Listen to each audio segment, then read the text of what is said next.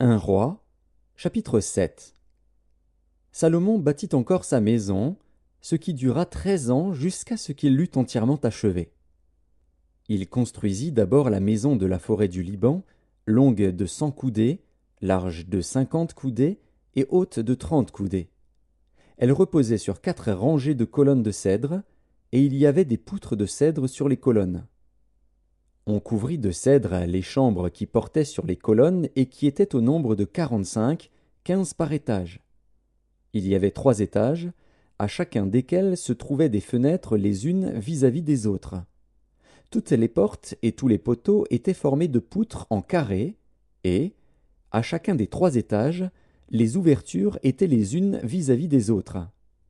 Il fit le portique des colonnes, long de 50 coudées et large de 30 coudées, et un autre portique en avant avec des colonnes et des degrés sur leur front. Il fit le portique du trône, où il rendait la justice, le portique du jugement. Et il le couvrit de cèdre, depuis le sol jusqu'au plafond. Sa maison d'habitation fut construite de la même manière, dans une autre cour, derrière le portique. Et il fit une maison du même genre que ce portique pour la fille de Pharaon, qu'il avait prise pour femme. Pour toutes ces constructions, on employa de magnifiques pierres, taillées d'après des mesures, sciées avec la scie, intérieurement et extérieurement, et cela depuis les fondements jusqu'aux corniches, et en dehors jusqu'à la grande cour.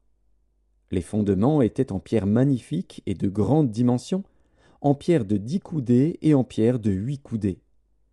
Au-dessus, il y avait encore de magnifiques pierres, taillées d'après des mesures, et du bois de cèdre. La grande cour avait dans tout son circuit 3 rangées de pierres de taille et 1 rangée de poutres de cèdre, comme le parvis intérieur de la maison de l'Éternel et comme le portique de la maison. Le roi Salomon fit venir de Tyr Hiram, fils d'une veuve de la tribu de Nephtali et d'un père tyrien, qui travaillait sur l'airain. Hiram était rempli de sagesse, d'intelligence et de savoir pour faire toutes sortes d'ouvrages d'airain. Il arriva auprès du roi Salomon, et il exécuta tous ses ouvrages. Il fit les 2 colonnes d'airain. La première avait 18 coudées de hauteur, et un fil de 12 coudées mesurait la circonférence de la seconde. Il fondit 2 chapiteaux d'airain, pour mettre sur les sommets des colonnes. Le premier avait 5 coudées de hauteur, et le second avait 5 coudées de hauteur. Il fit des treillis en forme de réseau, des festons façonnés en chaînettes, pour les chapiteaux qui étaient sur le sommet des colonnes, 7 pour le premier chapiteau et 7 pour le second chapiteau. Il fit 2 rangs de grenades autour de l'un des treillis pour couvrir le chapiteau qui était sur le sommet d'une des colonnes. Il fit de même pour le second chapiteau. Les chapiteaux qui étaient sur le sommet des colonnes, dans le portique, figuraient des lys et avaient 4 coudées. Les chapiteaux placés sur les 2 colonnes étaient entourés de 200 grenades, en haut, près du renflement qui était au-delà du treillis. Il y avait aussi 200 grenades rangées autour du second chapiteau. Il dressa les colonnes dans le portique du temple. Il dressa la colonne de droite et la nomma Jachin. Puis il dressa la colonne de gauche et la nomma Boaz. Il y avait sur le sommet des colonnes un travail figurant des lys. Ainsi fut achevé l'ouvrage des colonnes. Il fit la mer de fonte. Elle avait 10 coudées d'un bord à l'autre, une forme entièrement ronde, 5 coudées de hauteur, et une circonférence que mesurait un cordon de 30 coudées. Des coloquintes l'entouraient au-dessous de son bord, 10 par coudée, faisant tout le tour de la mer. Les coloquintes, disposées sur 2 rangs, étaient fondues avec elle en une seule pièce. Elle était posée sur 12 bœufs, dont 3 tournés vers le nord, 3 tournés vers l'occident, 3 tournés vers le midi et 3 tournés vers l'orient. La mer était sur eux, et toute la partie postérieure de leur corps était en dedans.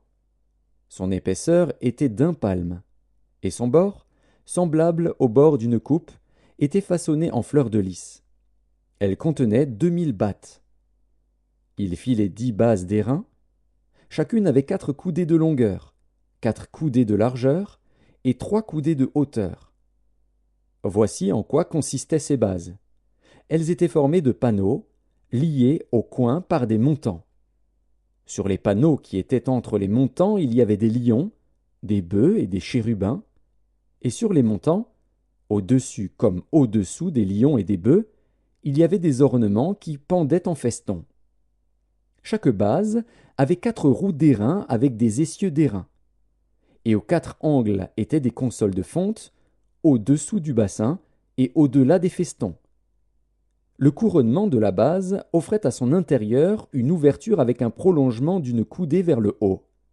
Cette ouverture était ronde, comme pour les ouvrages de ce genre, et elle avait une coudée et demie de largeur.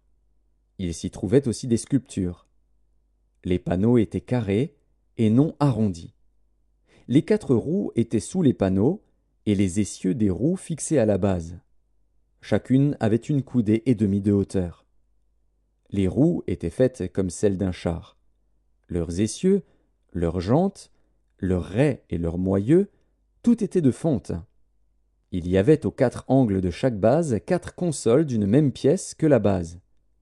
La partie supérieure de la base se terminait par un cercle d'une demi-coudée de hauteur, et elle avait ses appuis et ses panneaux de la même pièce.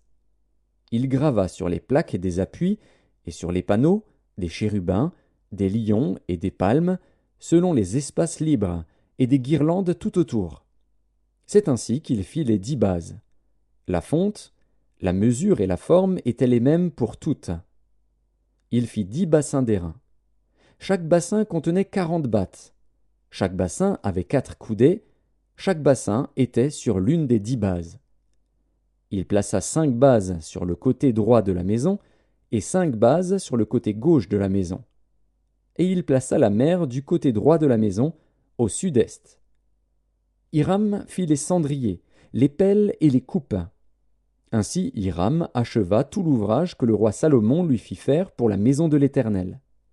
2 colonnes, avec les 2 chapiteaux et leurs bourrelets sur le sommet des colonnes, les 2 treillis, pour couvrir les 2 bourrelets des chapiteaux sur le sommet des colonnes, les 400 grenades pour les 2 treillis, 2 rangées de grenades par treillis, pour couvrir les 2 bourrelets des chapiteaux sur le sommet des colonnes, les 10 bases et les 10 bassins sur les bases, la mer et les 12 bœufs sous la mer, les cendriers, les pelles et les coupes. Tous ces ustensiles que le roi Salomon fit faire à Hiram pour la maison de l'Éternel étaient d'airain poli.